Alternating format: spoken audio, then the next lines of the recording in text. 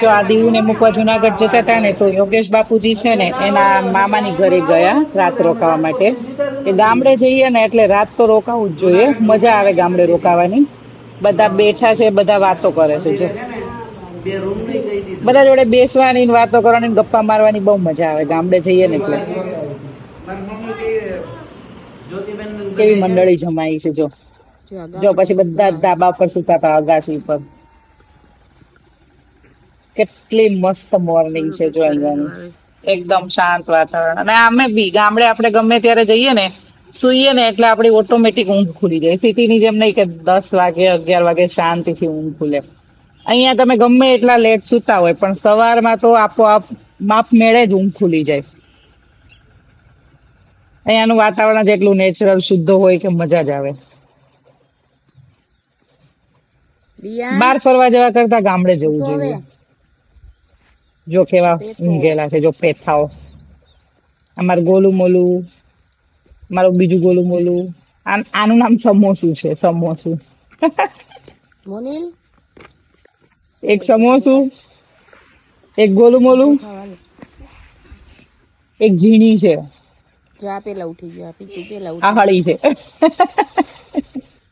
જો આને ઉઠવું એ નથી. જો આટલું અંજવાળું થઈ ગયું. જો પછી બધા મસ્ત રેડી થઈ ગયા. સવારમાં ચા નાસ્તો કર્યો. ચા નાસ્તો કરી અને પછી નીકળે છે બધા.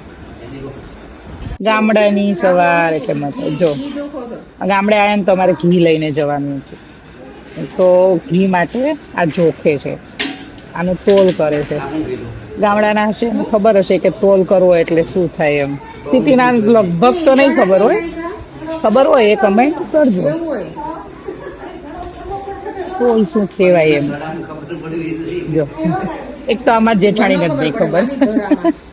એ કોઈ દિવસ ગામડે રહી જ નથી. એ પહેલેથી સિટીમાં જ રહેલી છે એટલે. જો આહા ગામડાનું શુદ્ધ દેશી ઘી. કોને કોને ગામડેથી ઘી આવે છે કમેન્ટ કરો. ચલો મસ્ત ઘી છે.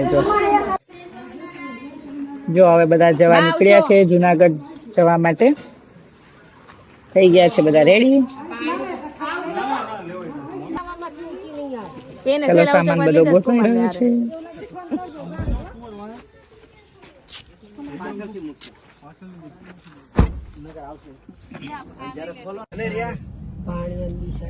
ચલો ગાડીમાં બેસી ગયા બધા. ઝીણી જો અમારી ઝીણી. તો આજના વિડીયોમાં આટલું જ. મળીએ આપણે નેક્સ્ટ વ્લોગમાં. Bye bye.